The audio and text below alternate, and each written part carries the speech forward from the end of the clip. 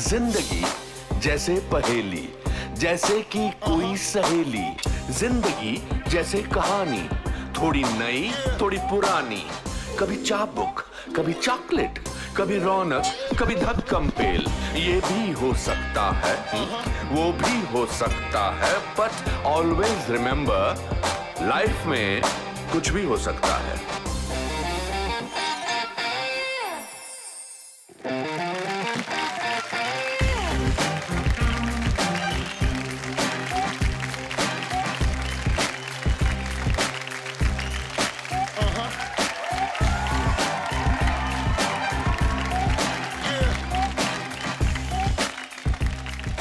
दोस्तों, एक बड़ी मुस्कान और दिल में ढेर सारी खुशी के साथ मैं आप सबका स्वागत करता हूं मेरे इस नए शो में, जिसका नाम है द अनुपम खेर शो। कुछ भी हो सकता है। 14 साल बाद टीवी पर वापसी करने की खुशी में बयान नहीं कर सकता। बस इतना कहूंगा कि बहुत मजा आने वाला है। वैसे आप सोच रहे होंगे कि इस शो के नाम के पीछे कुछ भी हो सकता है क्यों है। वो इसलिए क्योंकि ये शो आशाओं का प्रतीक है, करुणा की परिभाषा है और अच्छाई व सच्चाई की विचारधारा पर आधारित है। यहां आने वाली हर दिग्गज हस्ती दरअसल मेरे गेस्ट नहीं, मेरे दोस्त हैं। वो दोस्त हैं जिनके साथ मैंने अपने करियर के 30 साल गुजारे हैं। उनसे जो बातें होंगी वो गॉसिप नहीं, स्क्रिप्टेड या सुपरफिशियल नहीं होंगी। यहां कही गई हर एक बात उनके दिल से निकलेगी और आपके दिलों को छुएगी। तो दिल थाम के बैठिए, क्योंकि लाइफ में कुछ भी हो सकता है। जी हां, लाइफ में कुछ भी हो सकता है। जरा सोचिए, अगर धोती पहन एक साधारण वकील महात्मा गांधी अहिंसा के मार्ग पर चलकर हमें आजादी दिला सकते हैं, तो कुछ भी हो सकता है। रोज 10 किलोमीटर पैदल चलकर शिक्षा पाने वाला एक गरीब लड़का लाल बहादुर शास्त्री अगर देश के प्रधानमंत्री बन सकते हैं, तो कुछ भी हो सकता है। और अगर एक छोटे से शहर के मामूली क्लर्क का बेटा अनुपम खेर सिनेमा जगत में एक नाम बना सकता है, तो वाकई ही कुछ भी हो सकता है।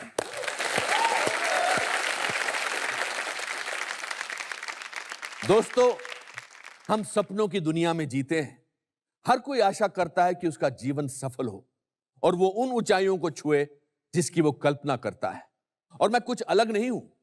मेरा सपना था कि मैं एक अभिनेता बनूं और उस सपने की शुरुआत इसी रंगमंच से हुई। इसीलिए आज इस शो के द्वारा मैं रंगमंच की कलाभूमि को श्रद्धांजलि अर्पित करता हूं।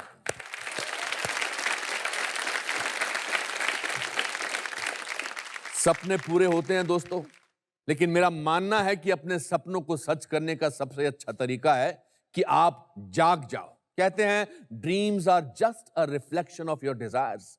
मतलब सपने आपकी इच्छाओं का एक अक्स है, लेकिन आंख खुलते ही आपके सामने वो शक्ति आ जाती है कि आप अपनी इच्छाओं को पूरा कर सकें। और ये शक्ति ऊपर वाले ने सबको बराबर दी है। फर्क सिर्फ इतना है कि मुट्ठी भर लोग ही इस बात को समझ पाते हैं और बाकी निराशाजनक जिंदगी बिताते हैं। पर ऐसा क्यों है? क्योंकि लोगों का लाइफ में नजरिया बहुत निराशावादी यानी पेसिमिस्टिक हो गया है। धीरे धीरे हमें अच्छाइयां दिखने बंद हो जाती हैं। हम हर चीज में बुराई ढूंढते हैं। एक खूबसूरत सफेद दीवार पर अगर कोने में काला दाग हो तो हमें वो दाग दिखेगा, सफेद रंग नहीं। याद रखिए कि एक निराशावादी व्यक्ति को हर अवसर में कठिनाई दिखाई देती है, लेकिन एक आशावादी व्यक्ति को हर कठिनाई में अवसर दिखाई देता है। और फिर है ना हमारी फिलॉसफी, लाइफ में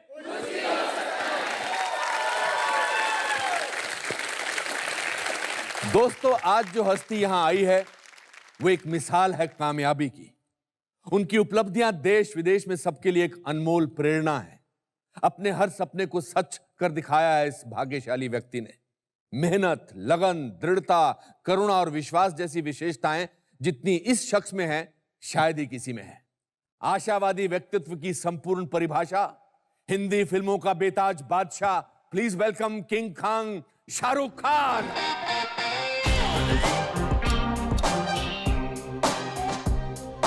जिंदगी जैसे पहेली, जैसे कि कोई सहेली। जिंदगी जैसे कहानी, थोड़ी नई थोड़ी पुरानी। कभी चाबुक। शाहरुख, कितना अच्छा लग रहा है मुझे आपसे मिलके। मुझे भी बहुत अच्छा लग रहा है, लेकिन आपकी जब मैंने हिंदी सुनी बैक स्टेज से तो मैं डर गया। क्यों? क्यों? व्यक्तित्व, अस्तित्व एंड परिवर्तन। अरे सब संपूर्ण भाषा में आप बात कर लेते हो। संपूर्ण भाषा में, ओके। अच्छा, ऐसी कोई बात तो है नहीं जो मैं आपके बारे में जानता नहीं? नहीं, बहुत सारी बातें हैं शायद। मेरे पास भी 2-4 बातें ऐसी हैं जो मैं बताना नहीं चाहूंगा, जो आपके बारे में मैं जानता हूं, तो be careful what you ask. हम लोगों ने बहुत, एक्चुअली मेरे सबसे ज़्यादा जो सबसे ज़्यादा को एक्टर रहे हैं वो अनुपम ही रहे हैं। एक्चुअली मैं काउंट कर रहा था। और कभी भी विलन का रोल आपने मेरे साथ नहीं किया। नहीं, मैं आपके साथ, मेरे विलन के जज्बात जागते ही नहीं जागते ही नहीं। तो वे मेरे हमेशा बाप रहे हैं। और मैं आज सोच रहा था कि ऐसा क्यों है कि जो फिल्मों में सबसे ज्यादा मेरे बाप का रोल प्ले किया है वो इंडिया के सबसे बड़े विलन थे। तो ऐसा क्या सोच के लोगों ने बार बार मेरे को आपको मेरा बाप बनाया है? बिकॉज आप मेरे अंदर प्यार की भावना जगाते हैं और मैं आपके अंदर आदर की भावना जगाता हूँ। हो, thank you very much daddy. Cool cool cool. Absolutely, मेरा बेटा फूल फूल फूल। ये कम आपका लोग। असली नाम आपकी नानी ने अब्दुल रहमान रखा है। हाँ, मतलब कहीं रजिस्टर नहीं हुआ, लेकिन वो चाहती थी कि मेरा नाम अब्दुल रहमान रहे। और तो मुझे अजीब सा लगा। अभी आप सोचो, Baazigar starring Abdul Rahman in and as, वो जमता नहीं कुछ। Shahrukh Khan in and as Baazigar better sound करता है। अच्छा, बिल्कुल बिल्कुल। शाहरुख खान किसने रखा था फिर आपका नाम? चेंज कैसे हुआ? मेरे फादर ने रखा, मेरे पिताजी ने। उन्होंने मेरी बहन का नाम लाला रुख, जो बहुत बड़ी पोयम पे बेस्ड है। एब्सोल्युटली। और उनके पास एक घोड़ी थी, उसका नाम भी लाला रुख था। वो घोड़े कलेक्ट करते थे तब। तो उन्हें ऐसा लगा उनका नाम लाला रुख होना चाहिए और मेरा Shahrukh, which means Prince like face. तो मैं मजाक से बोलता हूँ प्रिंस चार्ल्स लाइक फेस, क्योंकि नाक मेरी बड़ी है। नहीं, आपका चेहरा तो राजकुमार जैसा है, बिल्कुल। बट मेरी नानी ने अब्दुल रहमान रखा था। और जब मैं थोड़ा सा बड़ा हुआ तो मेरी जो कजन्स हैं वो छेड़ते भी थे, गाना गाते थे कि जब तेरी शादी होगी तो हम ये गाना गाएंगे, अब्दुल रहमान की मैं अब्दुल रहमनिया। कोई पुराना गाना था। So I am glad. But having said that, जितने भी लोगों का नाम अब्दुल रहमान है, बहुत अच्छा नाम है। और वो अपना नाम शाहरुख खान रख ले, नहीं, तो अब्दुल उनकी रहमान ही लाइफ रहने में दीजिए। कुछ भी हो सकता है। नहीं, ऐसा नहीं है। शाहरुख खान एक ही रहने दो तो बेहतर है यार। एक ही है। हाँ, ऐसे रखते हैं, एक ही रखते हैं। अनुपम खेर भी एक ही है। बस there is no other one called Anupam Kher and Shahrukh Khan, बस। एब्सोल्युटली। अच्छा, मुझे ये बताओ कि आप आर्मी ज्वाइन करना चाहते थे, और ये तो हर छोटे बच्चे का ख्याल होता है कि मैं आर्मी ज्वाइन करूं, ऐसा था या जज्बा था पूरा? नहीं, मुझे बहुत दिल था। और एक्चुअली मैं एक आर्मी स्कूल के अंदर मैंने एडमिशन भी ले लिया था। और मुझे स्पोर्ट्स का बहुत शौक था, specially hockey, field hockey, football, cricket, athletics. तो ऐसा लगता था कि जो आर्मी ऑफिसर्स हैं वहाँ पे अपॉर्चुनिटी ज़्यादा मिलती है, आर्मी स्कूल्स में अपॉर्चुनिटी ज़्यादा मिलती है खेलने की। तो मैंने उसमें एक माउंट आबू में था स्कूल और एक कोलकाता के पास। तो आई थिंक मैंने एडमिशन भी लिया था, लेकिन फिर वो ऐसा उन्होंने बोला कि बाल काटने पड़ेंगे बहुत। तो मैं छोटे बालों से बहुत, आपको ये तकलीफ नहीं है मुझे। आपका मतलब क्या है? नहीं, आपका मतलब क्या? आपने अपनी चॉइस, बालों का रीजन दिया आर्मी ना ज्वाइन करने के लिए? नहीं, ऐसा नहीं बोलूंगा, लोग उसको कंट्रोवर्सी बना देंगे। कोई कंट्रोवर्सी नहीं है, ये तो दिल का शो है। आई थिंक माय मदर, उन्होंने भेज दिया। उसके बाद उनको ऐसा लगा कि मैं एक ही पहला ही लड़का हूँ पूरी फैमिली में, इंडिया में। बाकी सब लड़कियां थी। सो दे जस्ट फेल्ट कि पहला लड़का है, आर्मी में चला जाएगा। I think all the aunties, I have been brought up by women. मुझे सब नानी, माँ, मासियाँ, बहन, तो मैं सिर्फ लड़कियों में ही पला बड़ा हूँ। सो आई थिंक उन सब का दिल ऐसा हो गया कि अरे आर्मी में चला जाएगा। उनको ऐसा फीलिंग आता है ना, ऐसा ड्रामेटिक हो गया कि वॉर फ्रंट पे चला जाएगा और लड़ाई कर रहा होगा। सो आई थिंक कुछ 1-1.5 महीने बाद मेरी माँ ने डिसाइड किया कि नहीं, तुम आर्मी मत ज्वाइन करो, आर्मी स्कूल मत ज्वाइन करो। मैं आर्मी नहीं कर रहा था, आर्मी स्कूल ज्वाइन कर रहा था। और यहीं दिल्ली में रहा हमारे पास। और मेरी टिल द एज ऑफ 5 साल की उम्र तक या 6 साल की उम्र तक, क्योंकि हमारी माँ की फैमिली में कोई लड़का नहीं था, तो मुझे मेरी नानी ने अडॉप्ट कर लिया था। तभी नाम अब्दुल रहमान रखा था। तो मेरी माँ को तब ऐसा बड़ा दिल था, उन्होंने कहा हाँ हम और कर लेंगे, ये रख लो। बट आई थिंक 5-6 साल में बैंगलोर में रहा, बैंगलोर में। और फिर आई थिंक मेरी माँ का दिल चेंज हो गया, उन्होंने कहा वापस करो मेरा लड़का, दूसरा वाला हो नहीं रहा हमसे। तो आई थिंक वापस ले आए मुझको। एंड बट मेरे साथ सबका बहुत लगाव है, जितनी भी औरतें हैं हमारी फैमिली में, बहुत औरतें हैं माशाल्लाह, तो वो सबका बहुत लगाव है। एंड आई थिंक उन सबका दिल ऐसा आ गया कि नहीं आर्मी मत करो, इसको पढ़ लिख के इंजीनियर बनाओ। तो उनकी तमन्ना पूरी होगी, मैं इंजीनियर बन गया। क्या बन गए? इंजीनियर बन गया मैं। इंजीनियर बन गए आप। आपके वालिद साहब क्या चाहते थे कि आप क्या बने? उन्होंने कभी ऐसा बोला नहीं, क्योंकि मैं 15 साल की उम्र का था जब उनकी फौत हो गई। तो ऐसा कभी हमको मौका नहीं मिला कि वो बताएं क्या बनूं। लेकिन 1-2 बातें बोलते थे जो मैं अभी तक याद रखता हूं कि यार जिस चीज़ में दिली खुशी हो वो बनना। और एक बात और बोलते थे कि मैं उनको बहुत बहुत करीब था, मैं उनके, मेरे दोस्त जैसे थे। तो हमेशा बोलते थे यार काम करना, और ना करो तो वो भी ठीक है, क्योंकि जो कुछ नहीं करते वो कमाल करते हैं। तो अगर ना दिल जाए तो मत करना। वो बड़े पोएटिक से थे। उन्होंने कभी मुझे नहीं कहा कि कुछ बनना, एक्सेप्ट वो कहते थे हॉकी ज़रूर खेलना, हमारा नेशनल स्पोर्ट है। वो खुद खेलते थे, तो I learn a bit of hockey. ऐसा नहीं कि मैं बहुत अच्छा हो गया, लेकिन सिर्फ उनको ये था कि स्पोर्ट्स ज़रूर करना, और उसके बाद जो दिल में आए वो करते क्या बनना। थे? कमाल करते थे। How wonderful. नहीं, वो पहले वो लॉयर थे, लेकिन उन्होंने प्रैक्टिस नहीं किया, उनको लगा वो ठीक नहीं है। इंडिया के शायद, जहाँ तक मुझको मेरी मालूमात है, यंगेस्ट फ्रीडम फाइटर हैं। ताम्रपत्र मिला हुआ है उन्हें, और 14 या 15 साल की उम्र में जेल में भी गए थे फ्रीडम स्ट्रगल में। आई थिंक मौलाना अब्दुल कलाम आज़ाद के अगेंस्ट इलेक्शन भी लड़ा था, हार भी गए थे। और उसके बाद वो बहुत बड़ा उन्होंने एक बिजनेस किया, कारोबार किया फर्नीचर का, वो फेल हो गया। फिर ट्रांसपोर्टेशन का, वो फेल हो गया। फिर उसके बाद रेस्टोरेंट का, वो फेल हो गया। फिर आखिर में फ्रीडम फाइटर्स को एक छोटी सी कियोस्क दी जाती थी विलिंगडन हॉस्पिटल के पीछे दिल्ली में, छोटा सा। कहाँ पे? तो विलिंगडन हॉस्पिटल दिल्ली में। हाँ। तो वो छोटे से कियोस्क में चाय बनाकर बेचते थे, और वो MA LLB थे, बहुत पढ़े लिखे थे, और मैं जो कुछ भी हूँ उनसे ही सीखा हूँ। और उन्होंने ना पॉलिटिक्स ज्वाइन की, ना कोई फ़ायदा उठाया अपने फ्रीडम फाइटर होने का, बहुत ऑनेस्ट थे। और आखिर दिनों में उन्होंने नेशनल स्कूल ऑफ ड्रामा में उसकी मेस भी चलाते थे। मैं आपको पूछने वाला था कि मुझे जब पता लगा कि आपके वालिद, आपके father national school of drama में कैंटीन चलाते थे या मेस चलाते थे, तो I was very surprise, because I think मैंने ज्वाइन किया 75-78 से, और वो 74 तक वहां पर थे जी। और आप ये सारे एक्टर्स को वहां मिलते रहते थे। एक्चुअली कुछ अजीब सा रीज़न है कि मैं एक्टर बन गया। मुझे लगता नहीं था मैं एक्टर बनूंगा, या ऐसी कोई सोच नहीं थी, फैमिली में कोई नहीं था कि एक्टिंग करेंगे। लेकिन मुझे लगता है वो फॉर्मेटिव ईयर्स थे। मैं सेंट कोलंबस स्कूल में पढ़ता था, जो गोल मार्केट में था, और मैं मॉडर्न स्कूल में बाराखंबा रोड में अपनी बहन को लेने आता था। उनका स्कूल 3:30-4 बजे ख़त्म होता था। तो वो वक्फा जो था 1 बजे से 4 बजे, मैं आके नेशनल स्कूल ऑफ ड्रामा में बैठता था। तो मैं एक्चुअली जिन जिन लोगों के साथ पला बड़ा हुआ हूँ, वो इस देश के सबसे महान एक्टर्स में से हैं। रोहिणी हट्टंगडी जी, राजेश विवेक साहब, सुरेखा सीकरी जी, राज बब्बर साहब, अजीत वच्छानी जी, रघुवीर Yadav. My God, these are all names of my seniors. या और मैं इन सबके साथ मुझे बहुत प्यार करते थे। मैं अभी अजीब लगता है कहते हुए, बट राज बब्बर साहब को बब्बर अंकल कहता था। हाँ। तो उन सबके साथ मैं बड़ा हुआ, और अलकाजी साहब उस वक्त डायरेक्टर थे, हमारे गुरु। जी। सूरज का 7वां घोड़ा, उनकी गोद में बैठ के मैं देखता था, और वो मुझे बताते रहते थे कि तो आप एक्टर कैसे नहीं बनते? आप क्या बोलते हैं कि मैं ऐसे ये इंजीनियर बनना चाहता था, मैं आर्मी में जाना चाहता था? लेकिन वही पुराना किला में जाके हम बैठ के देखते रहते थे। अलकाजी साहब साथ में बिठाते थे और कहते थे देखो, और उसमें अंडर स्टडीज होती थी, कभी अजीत वच्छानी साहब, कभी बब्बर double साहब, casting, हाँ। डबल कास्टिंग होती थी।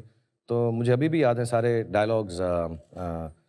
रजिया सुल्तान के एक सुल्ताना का एक डायलॉग था, क्या ये दुरुस्त है कि मैं गुलाम हूँ मिट्टी सा सिया, जिसे कदमों के नीचे रौंद दिया गया हो, लेकिन हमें ये एक सा रुतबा देता है। खुदा की नज़र में हम एक हैं, खुदा हमें खून और रंग से नहीं अमल से परखता है।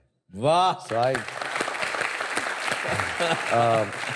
I think मनोहर सिंह जी, सारे मैंने सब बड़े बड़े एक्टर्स को देखा है, उनको रिहर्सल करते हुए देखा तुगलक है। भी देखा होगा। मैं तुगलक भी देखा है, और Look सारे के Back in सारे Anger, ये सारे प्लेस मैंने तुगलक, सूरज का 7वां घोड़ा, मैं सब वहीं रहता था, उनके साथ रिहर्सल करते थे, ताश खेलते थे। ब्लफ सिखाया था हमको राज बब्बर साहब ने, ताश की गेम। सो मेरी जो अपब्रिंगिंग है, आई थिंक वहाँ कहीं ना कहीं मुझे ऐसा लगने लगा कि मैं भी कुछ एक्टिंग वैक्टिंग कर लूंगा। ऐसा दिल में तो नहीं आया था, लेकिन आई थिंक वो एटमॉस्फेयर इतना खूबसूरत लगता था वो था, atmosphere। मुझे बहुत अच्छा लगता। आपने क्यों एक जगह बोला है कि my father is the most successful failure? क्योंकि मेरे जो फादर थे बहुत ही विनम्र और बहुत ही intelligent, soft spoken gentleman with a great sense of humour. और क्योंकि बहुत अर्ली उम्र में मुझसे उनका साथ छूट गया, 15 साल की उम्र में। तो व्हाट्स आपका लास्ट विजुअल अपने पापा का क्या है? लास्ट विजुअल बहुत सैड सा है।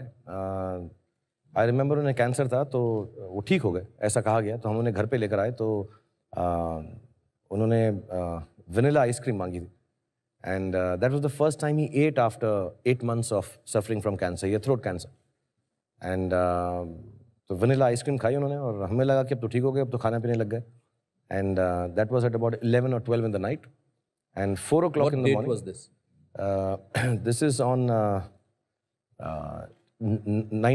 18th October या 19th October, एंड देन 18 रात थी, और फिर उसके बाद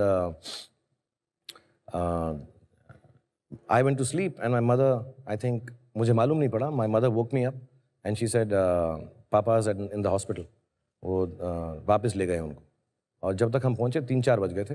एंड मेरा लास्ट विजुअल ये है, उनके पैर मैंने देखे और वो बहुत ठंडे थे जब मैंने उसे हाथ लगाया. And he had passed away. और that's the last visual. Then I didn't see his face. मैंने उनका चेहरा नहीं देखा क्योंकि मुझे बहुत दुख हुआ. और बट मेरी उनसे आखिरी मुलाकात यही है कि वनीला आइसक्रीम खा रहे थे. उसके बाद मैंने उनको नहीं देखा. Sorry to revive these memories, but just उसके कितने दिनों बाद आपके मम्मी का देहांत हुआ? He expired in 81. Mother expired, उनका देहांत हुआ 1991 में, 10 साल बाद. तो हम लोग उनकी ही डेथ से जूझ रहे थे अभी, क्योंकि सडनली वो चले गए. और हमारी बहन की जो थोड़ी तबीयत ख़राब हो गई, उनको सदमा पहुंचा.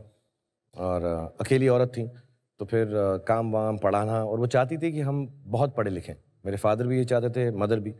तो मुझे उनकी फौत के बाद मालूम पड़ा कि उन्होंने कितने लोगों से कर्जे लिए, कितनी मेहनत की. कि मैं और मेरी बहन जो है, मेरी बहन भी MLLB है, मैं खुद मास्टर्स हूँ. मैंने डिग्री नहीं ख़त्म की लेकिन मैस कम्युनिकेशन से. लेकिन उन्होंने कहा कि तुम पढ़ना ज़रूर. और मुझे अभी भी याद है, उस ज़माने में फ़ीस देने में तकलीफ़ होती थी. लेकिन वो बेचारी कहीं ना कहीं से जुगाड़ करके, मेहनत करके आई थिंक वो काम करती रहीं. तो वो 4-5 साल तो उसी सदमे में निकल गए कि फ़ादर की डेथ हो गई.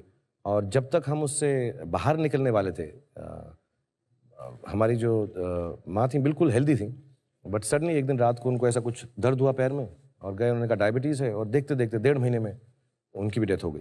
पार्किंग लॉट में प्रे कर रहे थे और आप वापस नहीं जा रहे थे अपनी मम्मी को मिलने, क्योंकि आपको लगता था कि अगर मैं प्रे करता रहूँगा तो my mother will not pass away.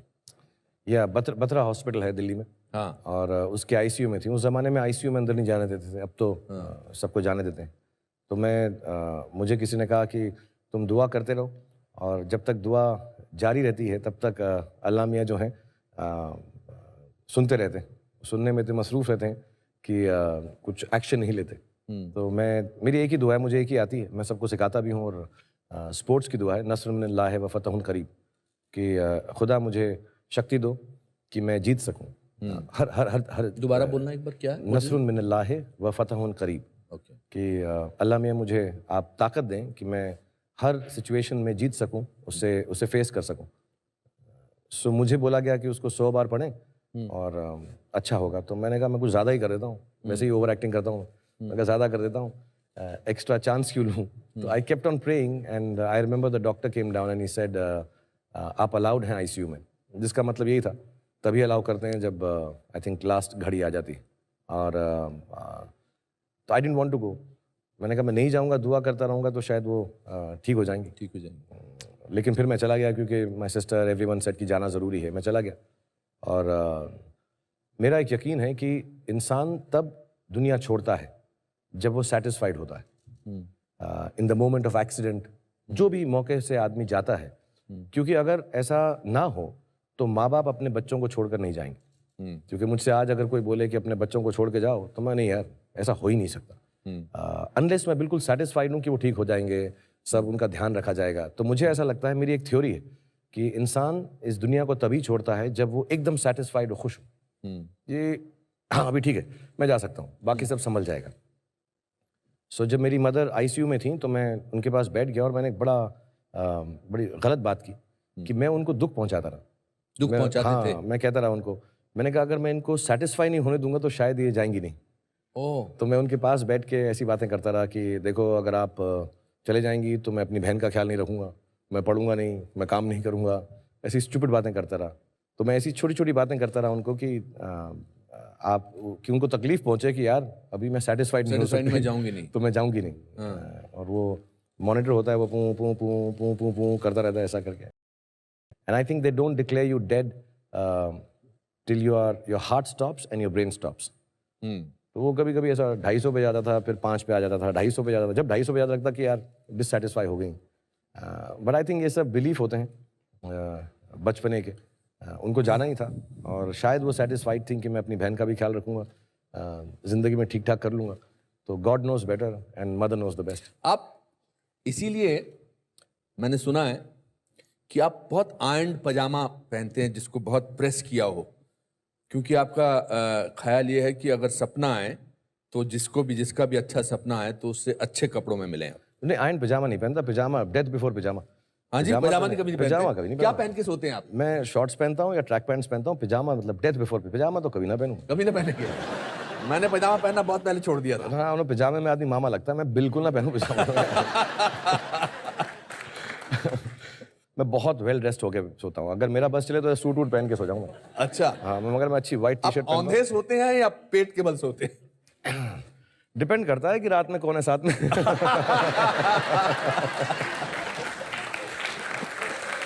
और जब तन्हा होते हैं तो कैसे सोते हैं? आई थिंक मेरे को कभी देखा नहीं अपने आप को सोते हुए, लेकिन मुझे ऐसा लगता है मैं उल्टा ही सोता हूँ।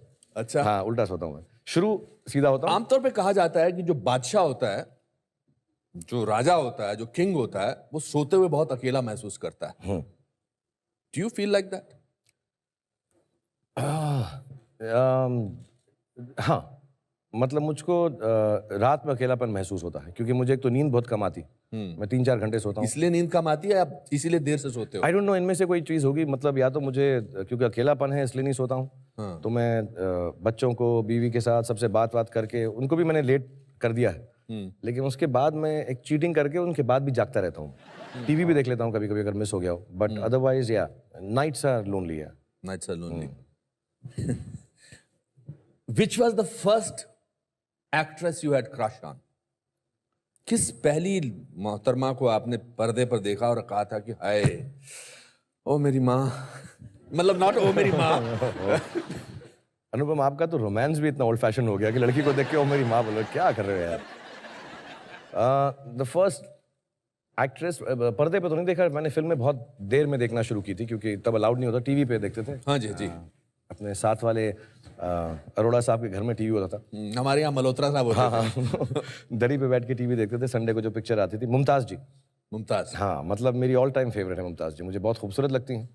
और अभी मतलब ऐसा कहना सही है कि नहीं, but extremely sexy and I think very very beautiful. मैंने नोट किया कि पिछले जब से मैं बात कर रहा हूँ आप बहुत केयरफुल हो गए हो कि ये ठीक बोलना सही है कि नहीं, मैं नहीं बोलता हूँ।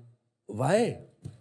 नहीं, कहीं मुमताज जी को गलत ना लग जाए। नहीं, मुमताज जी की बात तो समझ, उससे पहले भी आपने 2 बार बोला था कि आई नो, बट ऐसा भी कंट्रोवर्सी हो यार, वो जाएगी। कुछ भी लिख देते हैं। कुछ क्या है कि लोग जो हैं, इतना वक्त है उनके पास, स्पेशली आजकल, कि कुछ चीज बोलो तो उसका कुछ ना कुछ अलग मीनिंग निकाल के कुछ और बोलते आपकी तो खासियत है कि आप कभी बोलने से पहले सोचते नहीं है। ठीक है, जो कुछ मैंने सॉरी बोल के बोला मैं वापस लेता हूँ, जो मैंने बोला है सीधा बोला है, ऐसी की तैसी तुम्हारी। करेक्ट।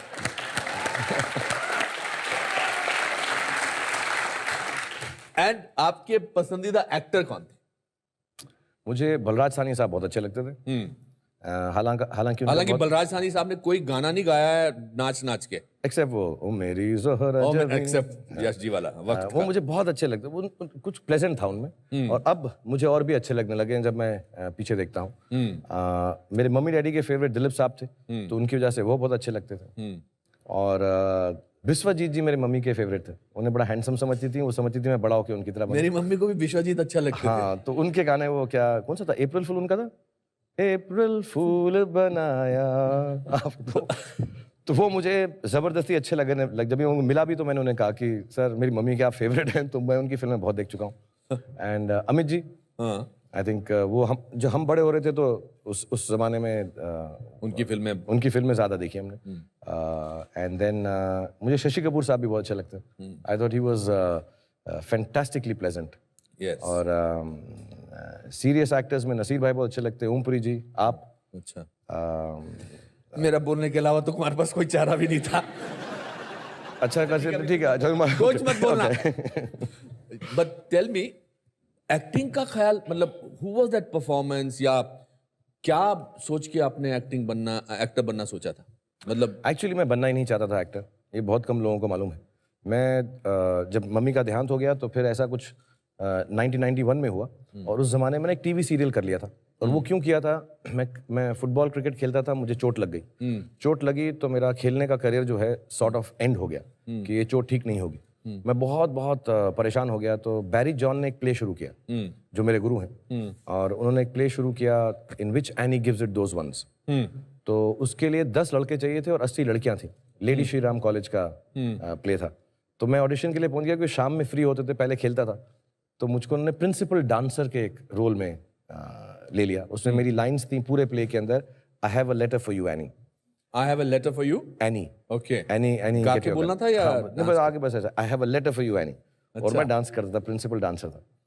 तो मुझे वहाँ पे शुरुआत हुई, मैं कर रहा था, और फिर कुछ एक हमारे दोस्त थे कर्नल कपूर साहब, उन्होंने एक टीवी सीरियल शुरू किया जिसमें उनके बेटे काम कर रहे थे। उनके बेटे ने डिसाइड किया मैं नहीं करूँगा, तो उन्होंने कहा तुम कर लो, तो मैंने कर लिया। तो वो फौजी एंड बिल्कुल घर के सामने रहते थे, इसलिए कर लिया। अच्छा। और हाँ, कुछ ऐसा आइडिया नहीं था कि एक्टिंग करूंगा। थिएटर वेटर थोड़ा बहुत करता था, वो भी इसलिए क्योंकि अब स्पोर्ट्स बंद हो गई थी। एंड देन फौजी आई थिंक थोड़ा चल गया। तो एक दिन मैं घर में था, दो लोग मैं मेंशन जरूर करूंगा, एक मिस्टर हैरी बवेजा, मुझे पहला फोन मुंबई से मिस्टर हैरी बवेजा का आया। He was my class fellow. आज तक उनके लिए मैं कुछ भी कर सकता हूँ, क्योंकि मेरी मम्मी ने उनका नंबर अपने हाथ से दीवार पे लिखते थे, तब टेलीफोन होता ना, तो उसके ऊपर लिखते थे, तो हैरी बवेजा लिखा था कि यार मैं फिल्म बनाना चाहता हूँ, आप आ जाएं। तो मैं कह रहा यार कुछ फिल्मों में रोल मिल रहा है, तो मैंने तब नहीं किया। फिर एक दिन मुझे हेमा जी की नीस का फोन आया। अच्छा। और उन्होंने कहा Hema ji would like to speak to you. तो मैं समझा ऐसे कुछ फैन वैन टाइप जो है, मजाक कर रहे हैं। तो मैं यार कौन हेमा जी? तो हेमा मालिनी जी। तो मैंने बिलीव नहीं किया।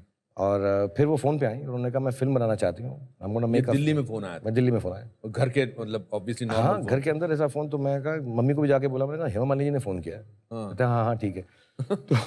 तो हेमा जी का फोन आ गया, तो उन्होंने कहा मैं फिल्मों में काम। तो I had no interest actually, to tell you honestly. तो क्या करना चाहते थे आप? मैं कमाल करना चाहता था। अरे कमाल तो किया आपने। मैं एक्चुअली फिल्में बनाना चाहता था। आप फिल्मों के साथ जुड़ा हुआ कोई काम करना? मैंने साइंस की, उसके बाद इकोनॉमिक्स की, उसके बाद मैथ कम्युनिकेशन मैंने इसलिए की, मैं एड फिल्म्स बनाना चाहता था। मेरे को लगा ऐसा ये ठीक है यार, कुछ ऐसा 30 सेकंड के अंदर फिल्में बनाऊंगा, क्योंकि ना मुझे लगता था मैं देखने में ठीक हूँ, ना मुझे लगता था मुझे एक्टिंग आती। तो मैं कहा मैं कुछ ऐसा फिल्म्स बना लूंगा मैं जाके। और एड फिल्म्स मुझे बड़ी अच्छी लगती थी। मैंने प्रोडक्शन में काम किया था 2-4 दिल्ली में। सॉरी मैंने आपको कट किया, आप हेमा जी की बात। हाँ, सो देन शी सेड कि मैं फिल्म बना। तो मैं समझा, मतलब मैं बहुत शॉक्ड हो गया कि मैं सबको बताया हेमा मालिनी जी का फोन आया था, बट मैं गया नहीं। And then my mother died 3-4 months later. तो मैं बड़ा दुखी था, तो दिल्ली में दिल नहीं लग रहा था, तो अकेला हो गया। तो मैंने कहा यार मैं ऐसा करता हूँ, जो लोगों ने मुझे कहा, मैं मुंबई में काम करने आया था एक सीरियल के अंदर, वागले की दुनिया। वागले की दुनिया, हाँ, एक एपिसोड के लिए आया था। तो उसमें मैं अजीज मिर्जा, सईद मिर्जा, कुंदन शाह, केतन मेहता, इन सबसे मिला। तो वो बहुत प्यार दिखाते थे और कहते थे मैं बहुत अच्छा एक्टर हूँ। तो मुझे बहुत अच्छा लगा, उन्होंने बड़े बड़े लोगों ने आपने बहुत अच्छा काम किया था फौजी में।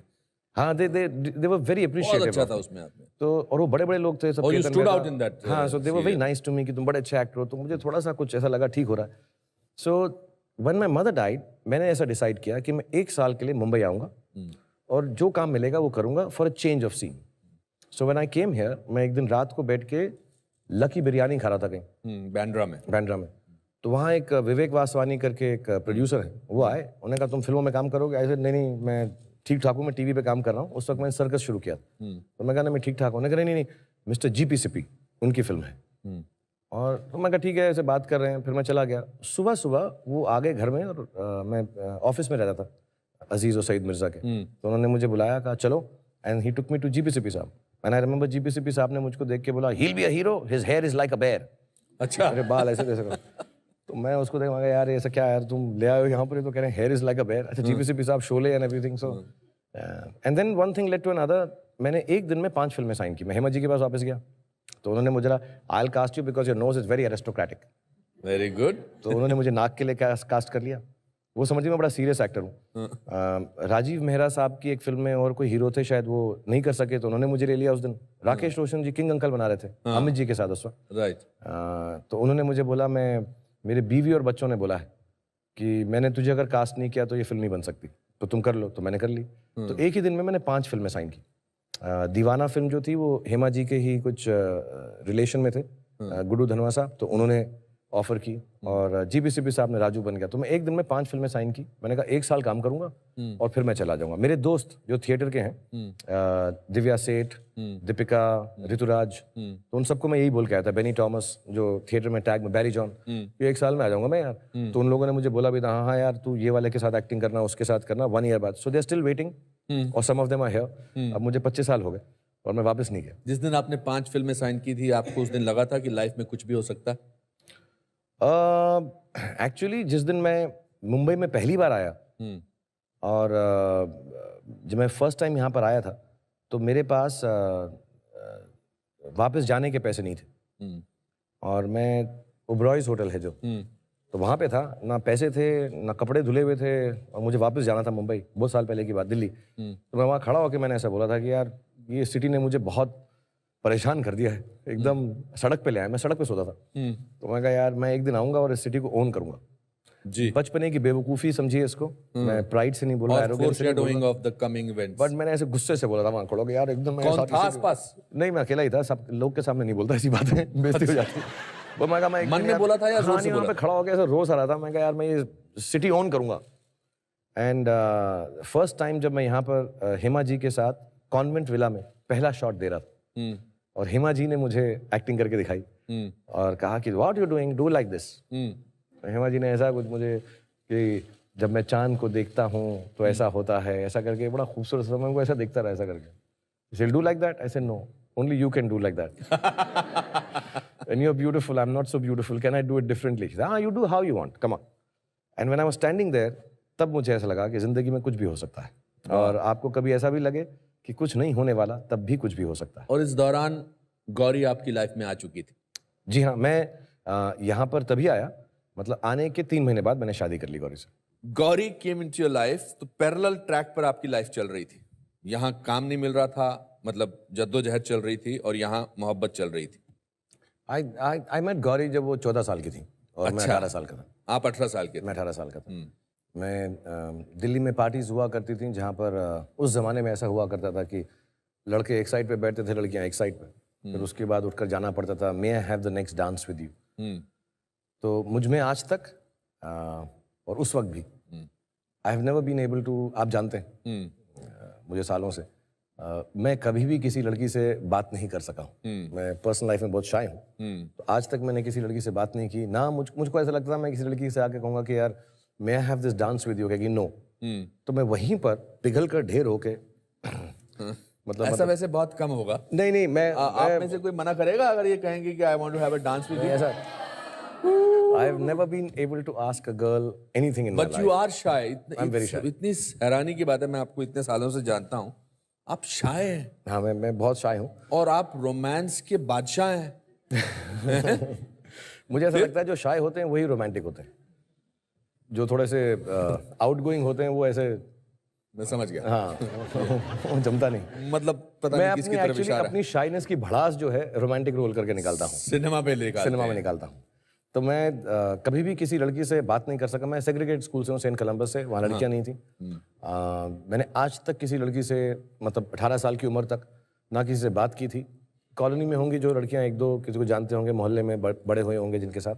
पर आप कॉलोनी वगैरह में हीरो वगैरह की तरह चलते थे? बिल्कुल या नहीं था मैं, बिल्कुल नहीं था। ऐसा मुझे कुछ नहीं था? कुछ भी नहीं था। मैं मेल गड्ढा मुझे बुलाया करते थे। क्या बोलते थे? मेल गड्ढा, मेल गाड़ी में बहुत तेज भागता था। हाँ, तो उसके लिए मुझे दिल्ली में ऐसे छेड़े रखी जाती हैं, छेड़े बोलते हैं हाँ, उसको। छेड़े ओ मेले ओ ए, तो मेला मेला करके बुलाते थे मुझको।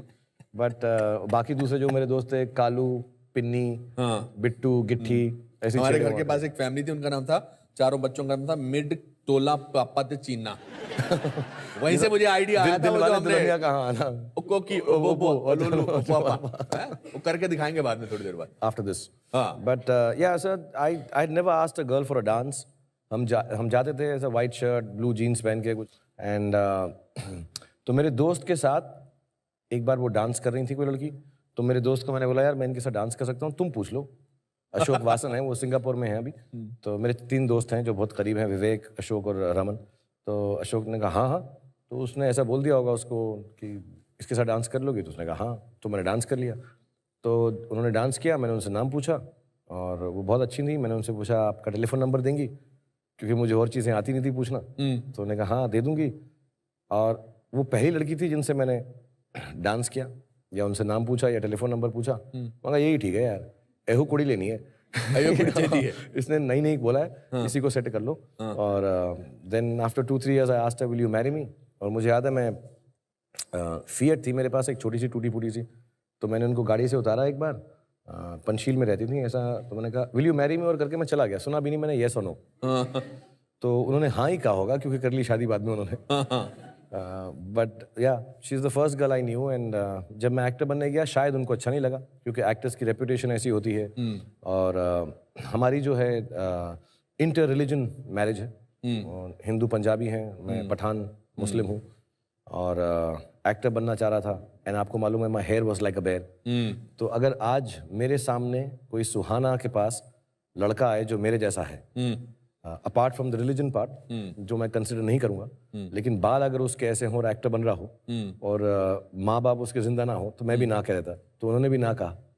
बट आई थिंक कुछ होते होते चलते बनते इधर उधर होके एक दिन उन्होंने कहा कि तुम मेरे मामा और मामी से बात कर लो, वो ठीक ठाक है।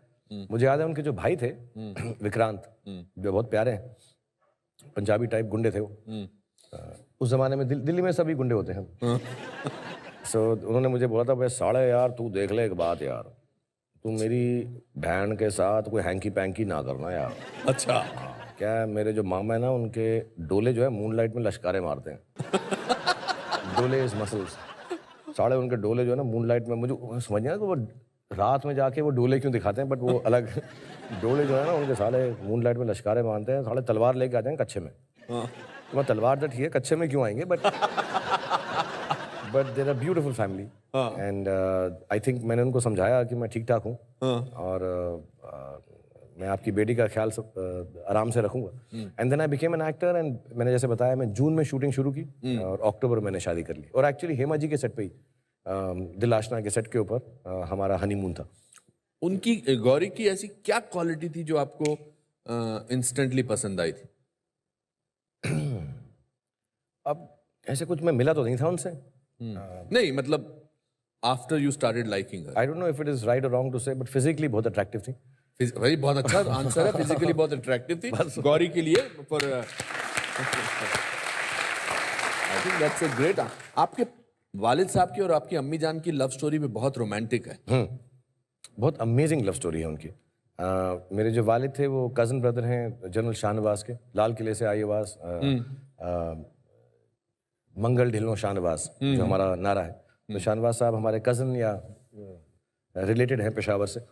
एंड मेरे फादर उनके साथ इंडिया गेट पर रात को वॉक, खाना खाने के बाद जो ना वॉकिंग करते थे उस ज़माने में, तो वॉक के लिए निकले थे। और मेरी जो मदर हैं वो अपने फादर जो चीफ इंजीनियर कर्नाटक स्टेट थे, वो ड्राइव के लिए इंडिया गेट देखने आए थे और उनकी गाड़ी का एक्सीडेंट हुआ, वो उल्टी हो गई। तो ये दोनों पठानों ने उस गाड़ी को, ड्राइवर भाग गया तो उन्होंने उस गाड़ी को सीधा किया। और जो फैमिली थी उसके अंदर मेरी मदर थी, उनकी एक बहन थी और उनके फादर थे। उनको हॉस्पिटल ले गए, फादर ठीक थे। मेरी जो आंटी हैं मासी, उनका होंठ कट गया था और मेरी जो मदर है उनकी मेमोरी लॉस हो गई थी। अच्छा। और उन्हें और उन्हें ब्लड चाहिए था एक्सीडेंट में। तो मेरे फादर का जो ब्लड था उनसे मिलता था ग्रुप, तो उन्होंने रात को पठान साहब ने कहा कि हम ही दे देंगे। एंड तो मेरे फादर हर रोज़ उनको जाके मिलते थे, खाना वाना देते थे, बात करते थे और बातें चलती थी कि यार आप यहाँ की हैं, वो हैं, फलाना है। आई थिंक उसी में उनका प्यार हो गया and he went to Bangalore. और I think my mother was to be married to someone else, engage थी वो उस वक्त। अच्छा। अभी नहीं बोलूँगा क्योंकि बहुत फेमस आदमी थे जिनके साथ वो एंगेज थी। तो माई फादर वेंट देयर और उनके जो फादर थे मेरी मदर के, उन्होंने उनको कहा कि यार आपने इतना किया। सो माई फादर से आई लाइक टू मैरी, 4 बहनें थी वो, so I like to marry your daughter. तो उन्होंने कहा कि ठीक है यार आपने इतना एहसान किया हम पे। मेरी जो नानी थी उनका ये न्यूज़ सुन के मिस कैरेज हो गया था। अच्छा। तो उनको भी ब्लड की जरूरत थी, उनका भी ब्लड जो था मेरे फादर से मिलता था। क्या बात है। मेरे फादर का ब्लड ही कुछ ऐसा था। हाँ, मतलब मेरे बाप का खून ही कुछ ऐसा था। हाँ, the greatest blood donor in the world. So वो वहाँ पर भी चले गए, उनको भी ब्लड देकर आ गए थे बैंगलोर में। तो he went to the family and the family was very, वो बहुत मतलब उनका दे वर वेरी। अब तुमने कमाल की लव स्टोरी है, इसको हाँ, तो आपको मतलब- फिल्म में बनानी चाहिए इस पर। बट मुझको क्या है वो डर लगता है खून देने से, अदरवाइज मैं कर लूँ मैं थोड़ा। अच्छा, अपना रोल, पापा का रोल आप ही करने वाले हो? क्योंकि मम्मी का तो नहीं करूँगा ना यार। नहीं नेचुरली मुझे लगा कि शायद अपने बेटे को देना चाहोगे। कोई अच्छा एक्टर करे वो रोल तो बेहतर है ना यार। अरे don't be nasty to him, I am sure. What does your son want to be? मैंने भी उसे वही कहा है जो मेरे बाप ने कहा था, जो कुछ नहीं करते वो कमाल करते हैं, जो अच्छी तुम्हारे लाइन दिल है। में आए। आपने किसी फिल्म में इस्तेमाल की है ये, जो कुछ ये नहीं लाइन करते मैंने वो आज कमाल तक नहीं करते हैं? इस्तेमाल की नहीं। बहुत खूबसूरत लाइन इट्स अ है। Beautiful line. My father used to say, हम तुम्हारी उम्र में पहाड़ों पर नंगे पैर चढ़ जाते थे और अगर तुम चढ़ना चाहो चढ़ जाओ, नहीं चढ़ना चाहो तो कुछ मत करना, क्योंकि जो कुछ नहीं करते वो कमाल करते हैं। बहुत अच्छे। आपके फादर आपकी मदर के लिए वर्सेस शेर व शायरी बहुत करते थे। हाँ, ही यूज्ड टू, मतलब उन्होंने मुझे शायरी सिखाई भी, और वो बहुत एक्चुअली बहुत पढ़े लिखे और बहुत ही, जैसे मैंने बताया, विनम्र और फिलोसॉफिकल एंड ह्यूमरस। मेरा सेंस ऑफ ह्यूमर उन्हीं से है। मेरी मम्मी थोड़ी सीरियस सी थी, तो वो मुझे बहुत अच्छी अच्छी बातें उन्होंने सिखाई ज़िंदगी में ले जाके, क्योंकि हम जब बड़े हो रहे थे तो बहुत गुर्बत ज़्यादा थे, पैसा नहीं था। तो झूठ बोल के मम्मी को कि हम फिल्म दिखाने ले जा रहे हैं, वो ले जाके ऐसे चने वने खिलाते थे कमानी ऑडिटोरियम के सेंटर में, कि यहाँ बैठ जाओ यार, गाड़ियाँ देखो। So I have grown up with him, and बहुत शायरी सिखाते थे, अच्छी बातें बताते थे, एंड उनकी वजह से उन्होंने मेरा एक दीवान भी लिखा। मैं भी शायरी करने लग गया था, और बड़ी गंदी सी, बट उन्होंने कहा कि यार, he always encouraged creativity. So he taught me lot of शायरी। गालिब साहब की भी सुनाते रहते थे हमेशा, जो मैं अपने बच्चों के साथ करता हूँ। I tell them poems, I tell them stories.